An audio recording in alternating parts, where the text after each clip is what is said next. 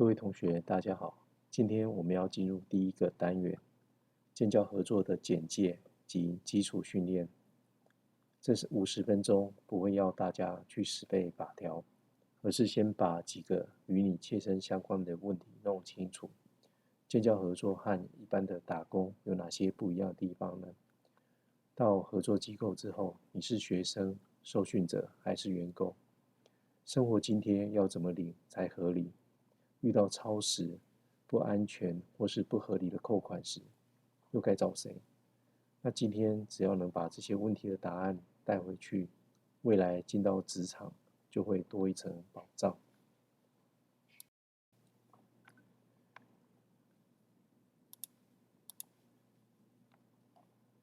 先来看一下今天这堂课会谈到哪些内容。我们会先从制度的由来开始，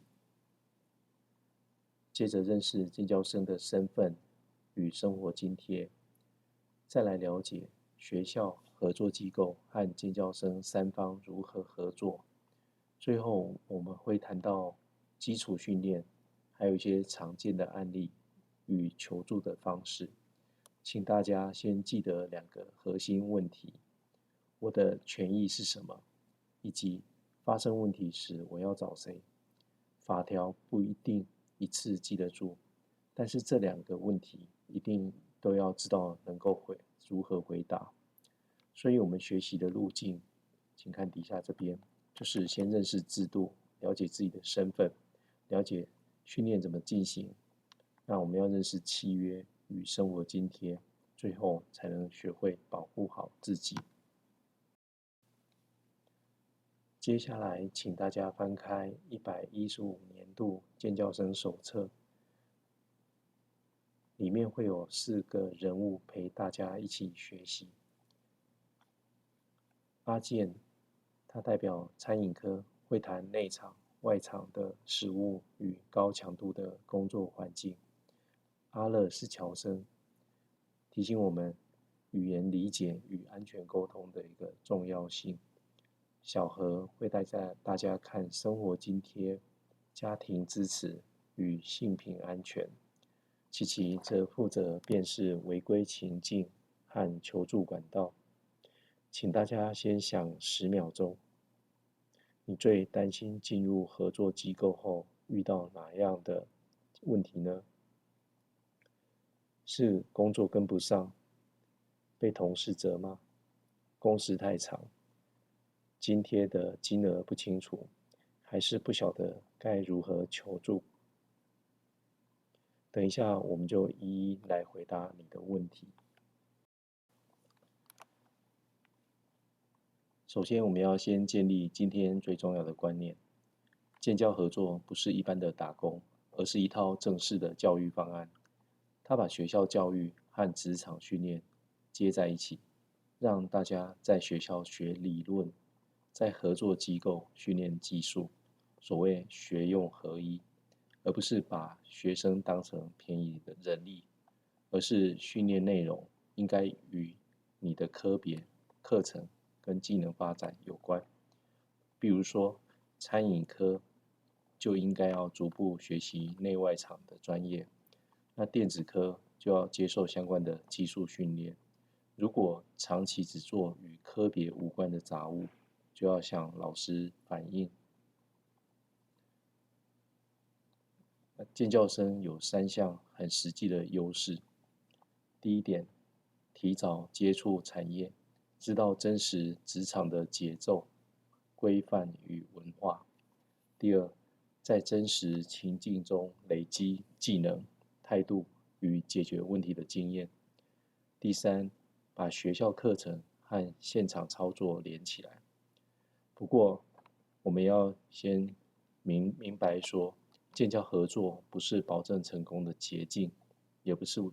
只是为了要提早领钱。真正的价值是让你能更早看见自己的兴趣、能力与需要加强的方向。未来不论升学、就业或考证照，都有更具体的方向。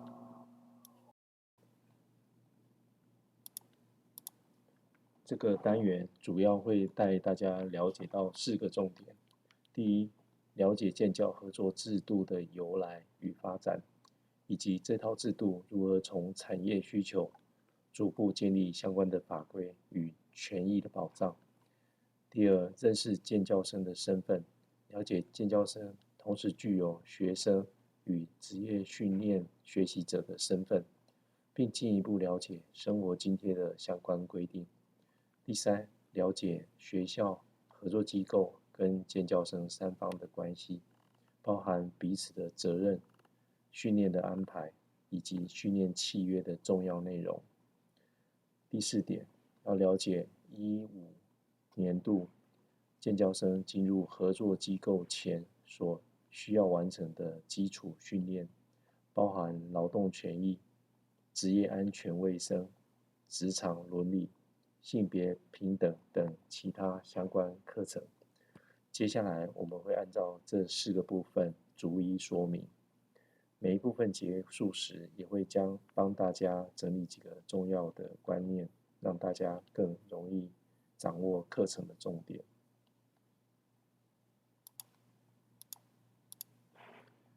台湾的建教合作制度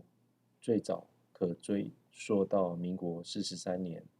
发展到现在已经超过70年了。当时的台湾正处于经济发展的阶段，工业逐渐发展，社会对于技术人才的需求也越来越高，因此教育与产业开始有更多的合作，让学生除了在学校学习之外，也能到实际的工作环境接受训练，培养未来工作所需要的技能。不过，建教合作发展到今天，关注的已经不是只有能不能培养出来产业所需要的人才。随着制度逐渐发展，大家也越来越重视一个问题：学生在接受职业训练的过程中，自己的学习安全、权益和人格尊严有没有受到保障？所以建教合作制度也不断的调整，从最早期比较着重于人才培育，逐渐发展为现在的兼顾教育、职业训练与学生权益保障的制度。这段历史大家不用特别去背年份，真正要理解的是，建教合作一直在随着社会需求与学生权益的重视而逐渐发展。也因此，我们谈到建教合作，不能只谈学什么技术，还要谈学生的权益怎么受到保障。到了民国58、59年左右，台湾进入工业快速发展的阶段，建教合作也有逐渐走向制度化的方向。学校与工厂之间建立起比较多系统的合作方式，让学生能够一边在学校学习，一边到产业现场接受训练，也为当时的制造业培养了不少技术人才，对台湾的产业发展有重要的影响。不过，制度发展到今天，我们除了看到它对产业发展的贡献，也应进一步思考，学生到合作机构接受训练，除了学习工作技能之外，自己的学习权益与安全有没有受到保障？因为建教合作的目的不是只有为了产业培养人才，更重要是让学生在学习的过程中真正学到技能，并且受到应有的保障。所以现代的建教合作不能只看产业需要多少人，而是要回到教育的本质，确认每一位建教生都有适当的训练内容、安全的学习环境，以及应有的权益保障。这也是为什么我们今天在谈建教合作时，除了要了解要学什么，也要知道自己的权益有哪些，以及遇到问题可以怎么处理。在建教专法还没有制定以前，建教生并不是完全没有保障，主要准用《劳动基准法》第8章技术生的相关规定。不过，建教生与一般劳工不完全相同，因为大家同时还是在学学生，除了训练时间和基本的劳动条件，还有受教权、训练是否符合科别、学校是否能持续辅导，以及建教合作是否能真的在教等问题。早期制度较偏向于劳动面，教育与监督机制不够完整，实务上也出现过超时、训练内容不符或不合理对待的情况。因此，社会逐渐形成共识，只靠原有的规定还不够，需要一部专门兼顾教育与权益的法律。我们来看一下16年前针对建教生的一则报道，大家就比较知道为什么法令需要不断地修订。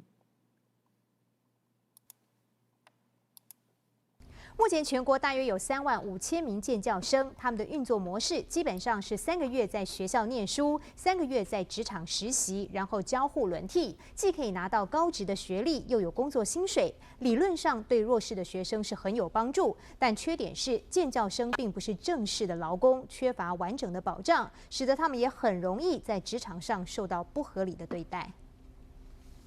用餐时间特别忙碌，戴着牙套的林同学和其他同事一样，一边忙着收拾碗筷，一边保持开朗笑容招呼客人。他今年高3，是轮调式建教合作班的学生。虽然每年有一半时间在这间火锅店实习，另一半时间回学校读书，3年来从没放过寒暑假。不过，既能拿到高职学历，又能赚钱培养社会经验，让他觉得很值得。在学校可能是读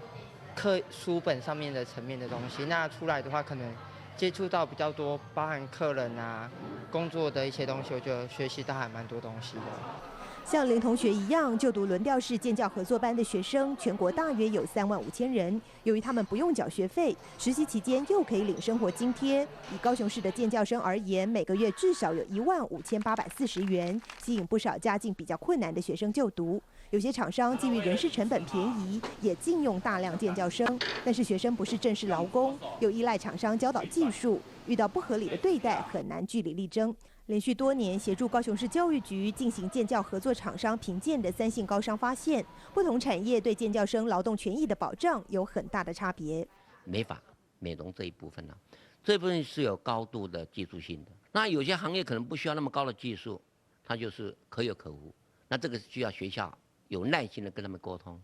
根据规定，厂商要为建教生提供劳保和团保，加班也必须要付加班费或给予补休。不过相关法令并不完善，目前除了透过定期评鉴和不定期抽查淘汰不良厂商之外，教育部也考虑另外立法保障建教生的劳动权益。记者吕宗芬、陈显坤高雄报道。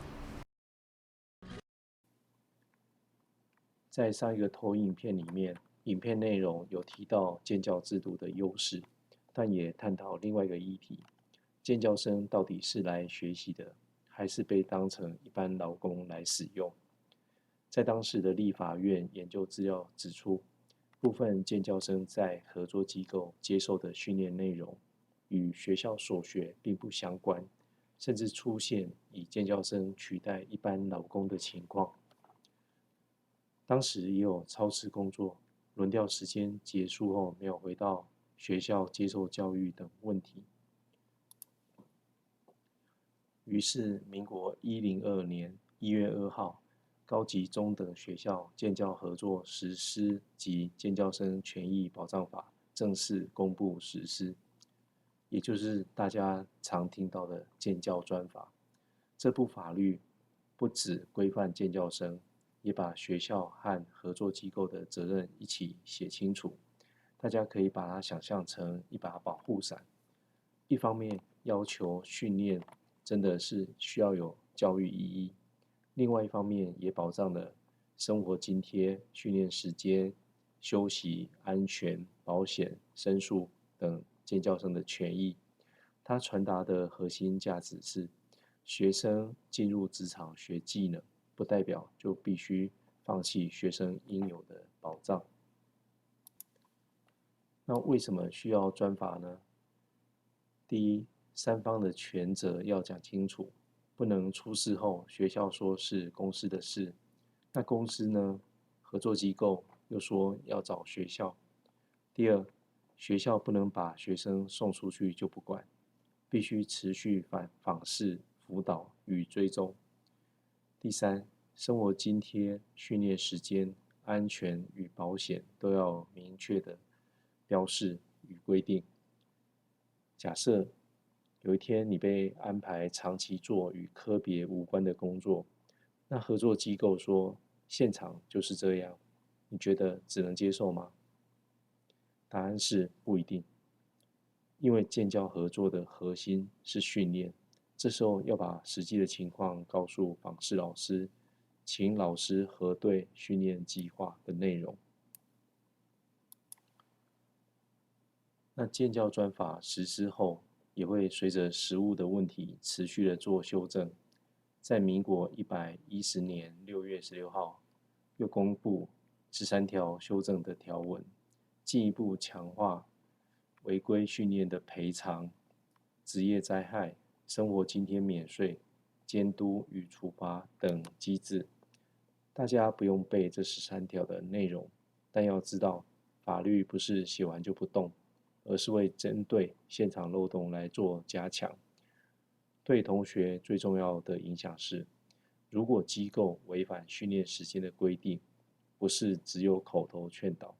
法律设有换算成生活津贴的一个赔偿机制。职灾发生的时候，也有相应对补偿与学校协助的规定责任。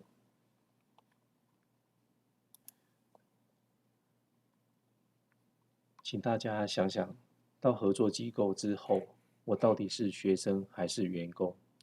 建教专法的定位是在学学生与职业受训者这两种角色。当你进入合作机构的核心目标是接受有计划的职业技能训练，而不是单纯的出售劳动力。因此，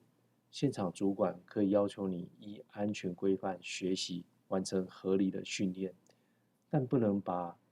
你来工作就是要忍耐当成忽略教育与权益的理由。请记得一句话，我是来学习技术、练能力的学生，所以遇到不合理的情况，我有权提出问题，也有管道可以求助。在谈大家最有感的生活津贴之前，我们先来看一则立法院3读通过建教专法的新闻，了解为什么需要有专法来保障建教生。立法院昨天3读通过了建教生保障法，规定合作机构提供的津贴不得低于这基本工资，每日工时也不得超过8个小时，违法者将开罚25万。不过，校方和学生反而担心过度的保护会让企业不愿意再找建教生合作。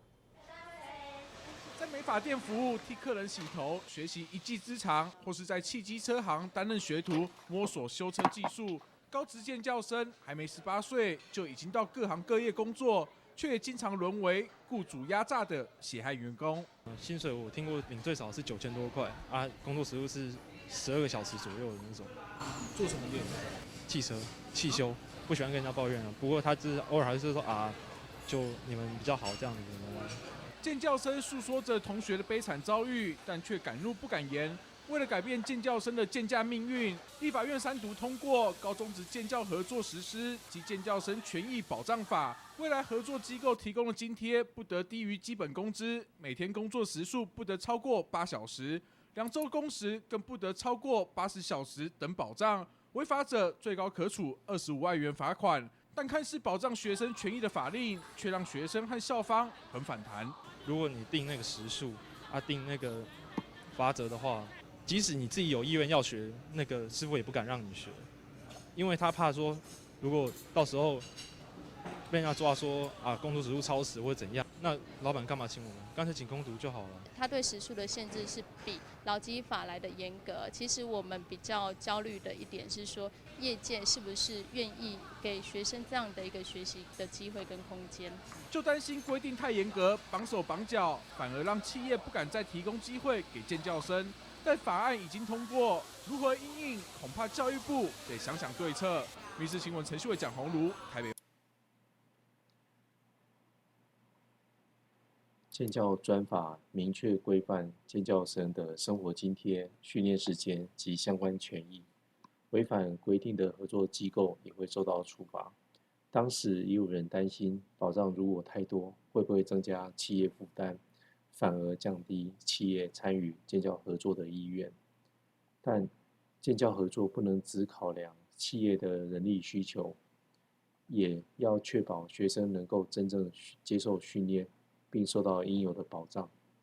那法律上称为生活津贴的，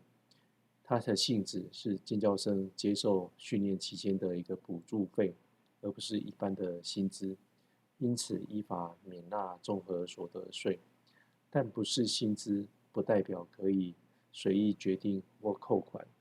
生活津贴仍有最低保障，要按月全额给付及提供明细等要求。所以拿到明细的时候，记得要核对月份、金额、扣款项目。有疑问的时候，就要及时向合作机构或是学校来做确认。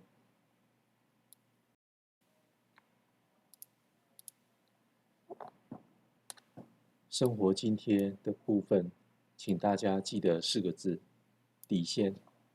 还有全额、直接，还有明细。首先，底线的部分是金额不得低于法定的标准，就是我们的最低基本工资。那第二呢，原则上要按月全额直接付给建教生。第三，合作机构要提供明细表，让大家知道钱是怎么算的。机构不能先扣一部分当保证金，也不能因为打破物品、违反工作规则或是提前终止契约，就直接从生活津贴中扣除违约金。如果明细上出现制服、工具、住宿或其他看不懂的项目，也不要急着争论，请先将明细留好，询问清楚计算的依据，再请老师或是学校承办人员协助确认。简单来说，钱要领得对，明细要看得懂，有问题就要做确认。万一合作机构经营不善、歇业或积欠应给付的生活津贴，建教专法的制度还设有保证金的机制，合作机构依法要先将保证金缴到学校的专户里面，用来保障未给付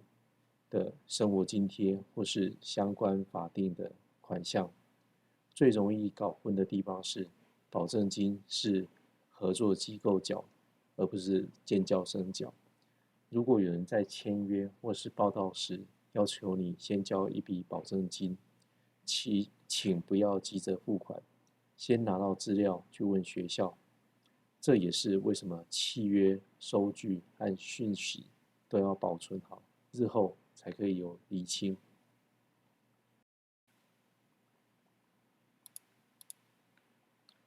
建教合作是学校、合作机构跟建教生3方的关系，学校肩负着教育、辅导、访视，合作机构需要提供技能及指导，建教生是要努力学习的受训，这是3方合作来共同培育人才。那建教合作里面呢，学校跟企业会签订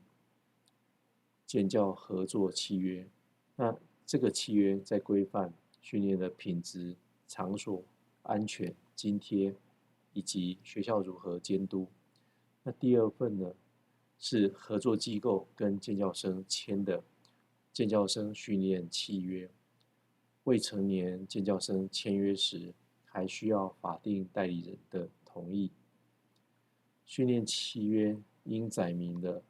训练的计划、保险、生活津贴、上述交通、终止契约及申诉处理等事项。请把契约当成权益说明书，不是报到时就快速翻到最后一页签名。看不懂地方先圈起来，问清楚再来签。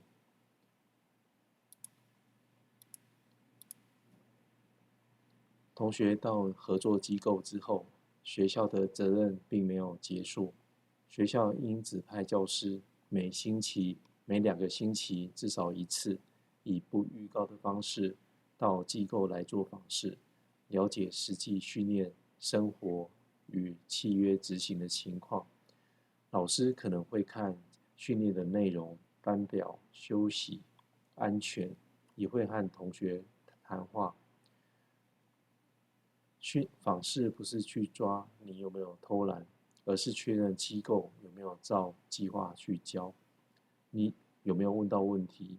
因此，当访视老师问最近都还好吗的时候，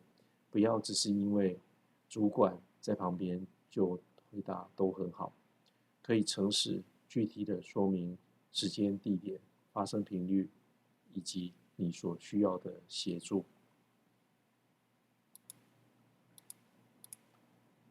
而合作机构也有3个很重要的责任。首先要教会你，要保护你，而且要依法提供保险。训练的内容要和科别与计划相关，并由适当的人员指导。现场并需要提供安全的设备、防护具与安全卫生措施，也要依法办理劳工保险及相关的保障。当同学遇到不熟悉或疑似危险的操作时，请做到先停、先问、先确认，不要怕被说动作太慢，因为没有受过训练就硬做，可能伤害到自己或是伤害到别人。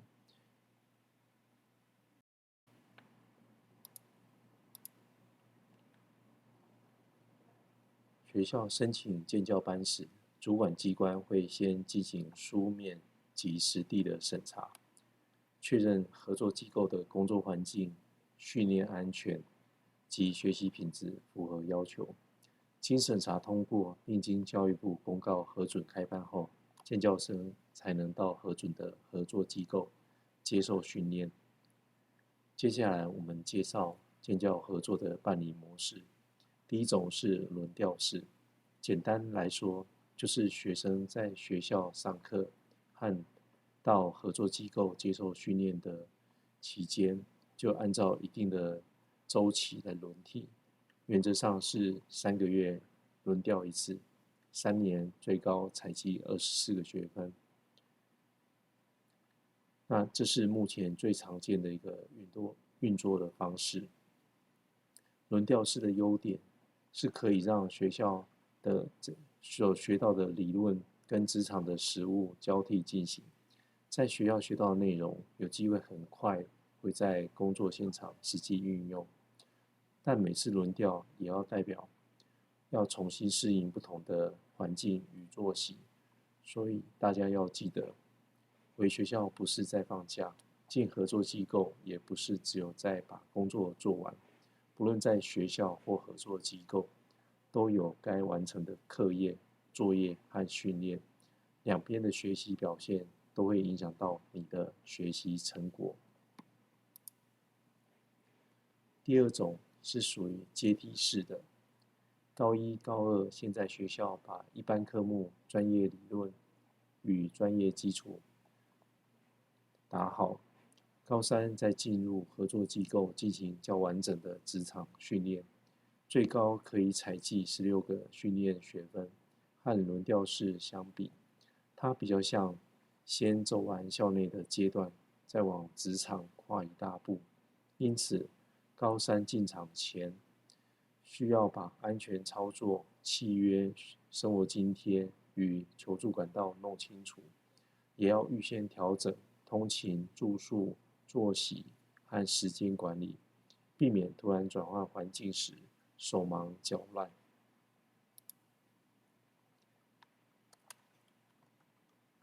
那第三种是实习式，依照课程的需要，在暑假、寒假或是学习中进行。那投影片上整理了3种模式的学分上限，还有毕业的门槛。那实际上呢，还是要以学校适用的课程计划与主管机关规定为准。最重要的是，不管轮调、阶梯或实习室，职场训练都是正式课程的一个部分，要有计划，要有指导，要有考察，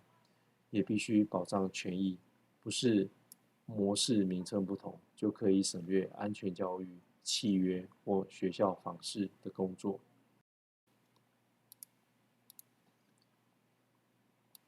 接着进入基础或职前训练，它就像进入职场前的新手养成课，目的是让你还没面对真实的机器、客人或工作压力之前，先具备基本的一个技能及安全的观念、职场伦理与权益的知识。不同科别的风险不一样，像餐饮有刀具、热源及湿滑的地面，电子或机械有用电、夹卷及设备操作的风险。那美容可能会接触化学品、热工具及与顾客身体的界限。所以基础训练不是形式上的打卡课，而是降低我不知道所以出事的一个机会。在115学年度开始，劳动人权、劳动权益及建教合作训练契约的简介的共同课程，最低时数提高为10个小时。请注意，这10个小时是专门用来认识劳动权益及训练契约的一个课程。另外还有4小时的职业安全卫生，以及科别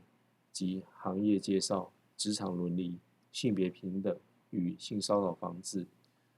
群育活动及专业课程。所以增加这些训练时数，并不是让大家多做几堂课，而是希望你们在真正进入职场前，先具备基本的自我保护能力，要知道怎么看班表、生活津贴的明细，了解训练契约该签，哪些该签，哪些不该签。遇到不安全的工作环境、违背权益的一个情况，甚至遭遇性骚扰的时候，也知道该怎么处理，向谁来求助。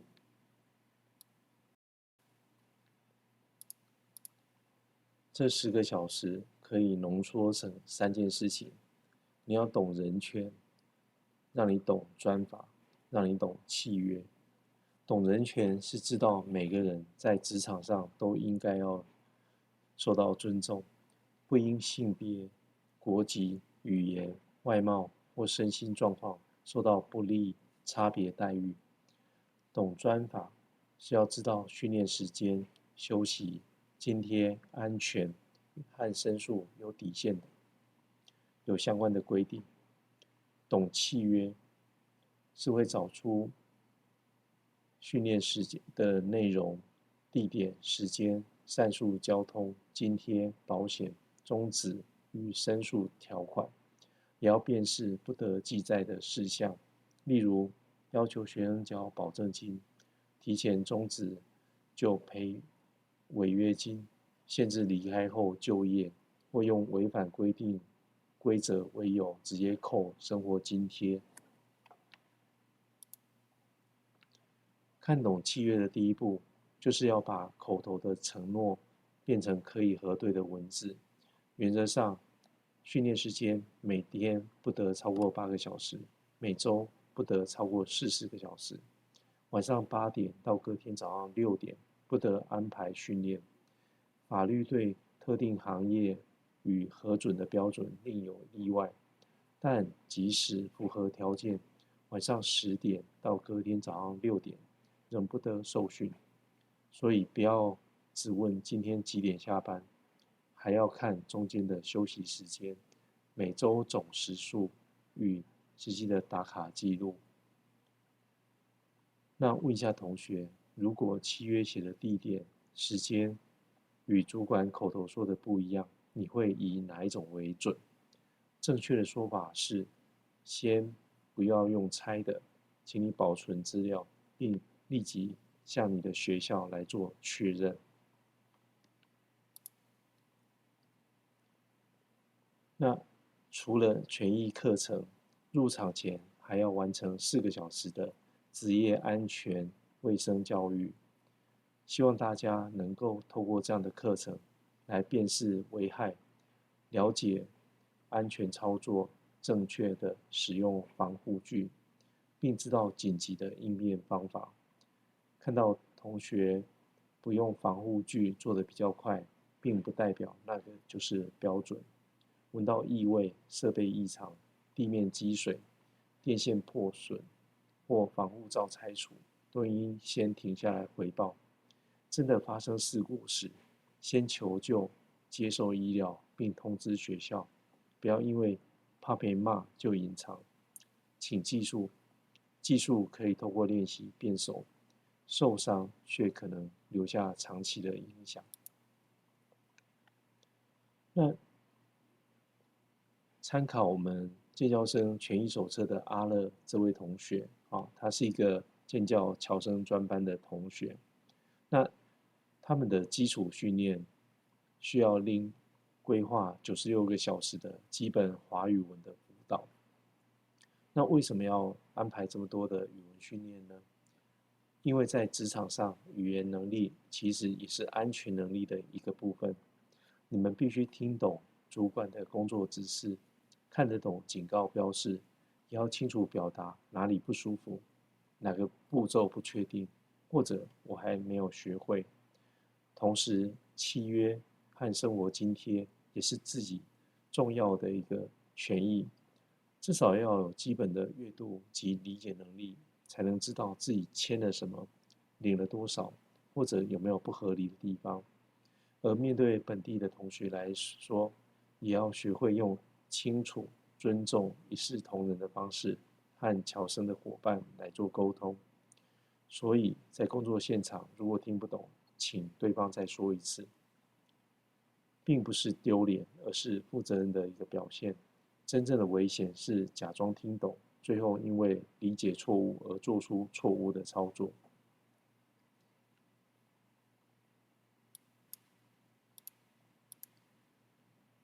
这一页要破除一个错误的观念：基础训练不是先进场，以后再补。法律要求在进入合作机构接受职业技能训练之前，需先完成规定的基础或之前训练，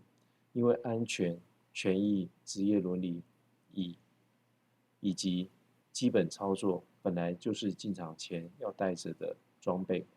如果有人说公司缺人，你先来帮忙，上课以后再说，请同学不要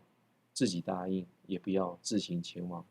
应先联络学校来做确认。顺序很简单，要先完成训练，确认契约与地点之后再做进场。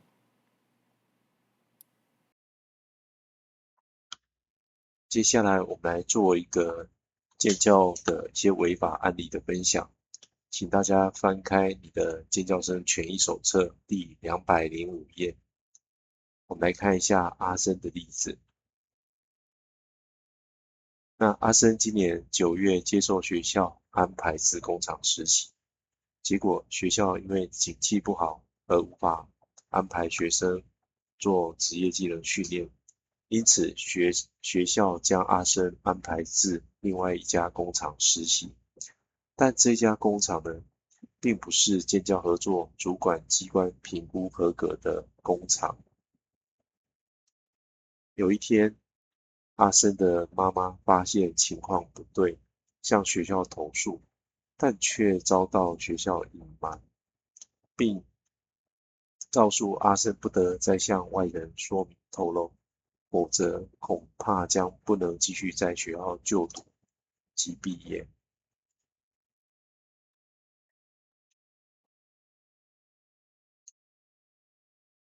大家来看一下这样的案例有什么问题呢？首先，学校违法分发学生至未经主管机关核准的机构，这就是一个很大的问题。那甚至要求学生不要向访视人员透露，这已经是明显的警讯。所以同学可以用3个问题来做检查：实际机构名称是不是契约上的名称？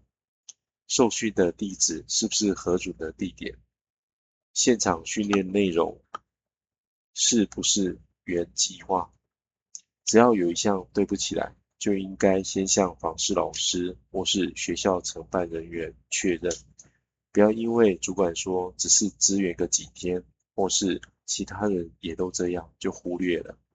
地点改变会涉及安全、保险、访视与责任的归属。所以此举呢，学校随意安排至没有经过主管机关核准的机构，已经违反了建教专法。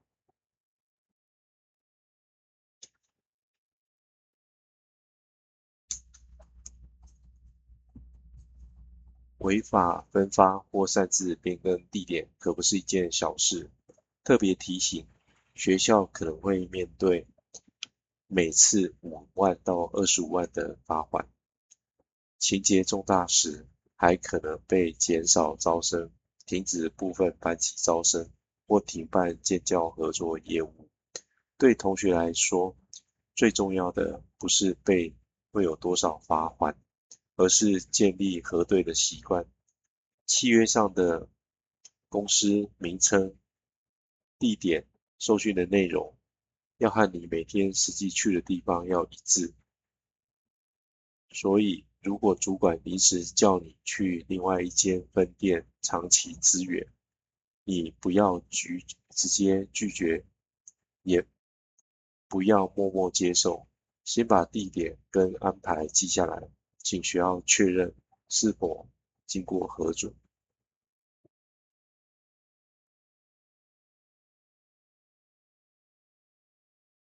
真的遇到问题，请记住3个步骤：留证据、找老师，还有会求助。首先可以先保留自己的班表、打卡记录或出勤记录、生活津贴的明细、契约以及与事件有关的讯息或对话。记录时最好包含日期，还有时间，还有地点、人物以及发生什么事，总比说公司都欺负我，这样子的话相对会比较具体一点，更容易获得协助。不过安全永远要摆在第一位。当下如果有人身的危险、暴力、性骚扰或是其他的危害，请先离开现场，找可信任的大人，或者立即报警处理，不要为了搜证而继续待在危险当中。求助管道可分为校内与校外。校内可以先找巡场老师、实习辅导组长、实习主任、班级导师或是辅导室、建教合作承办人等来处理。那校外的话呢，可以依问题来向地方教育或劳工主管机关、国教署等单位反映。1955的劳工咨询申诉专线提供了24小时免费服务及多余的协助，侨生伙伴们也可以使用。若涉及立即人身安全，则应使用警政或紧急的救援管道。求助并不是在爱告状，也不是不耐操，而是让问题在变严重之前被看见、被处理。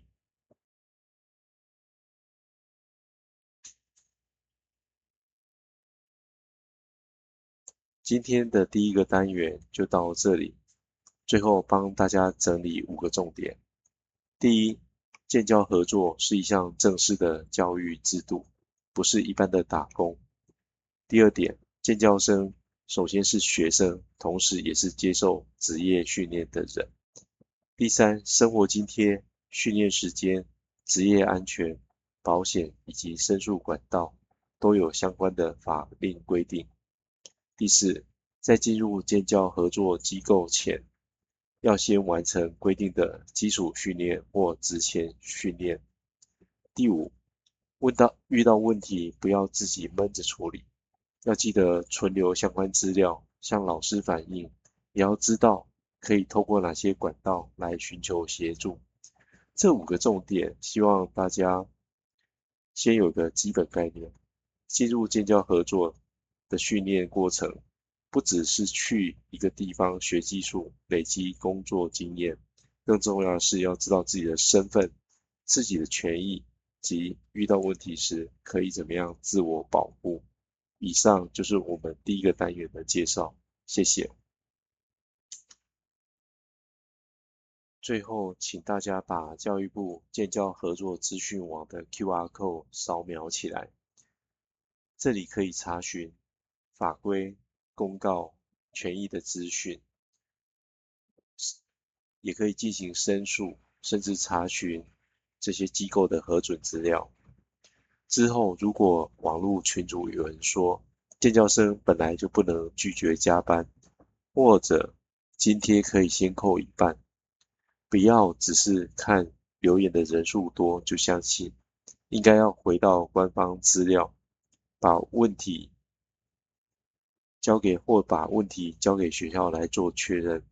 也建议把访视老师、学校承办单位跟1955的电话一起存进手机里面，真正需要帮忙时不必临时到处找电话。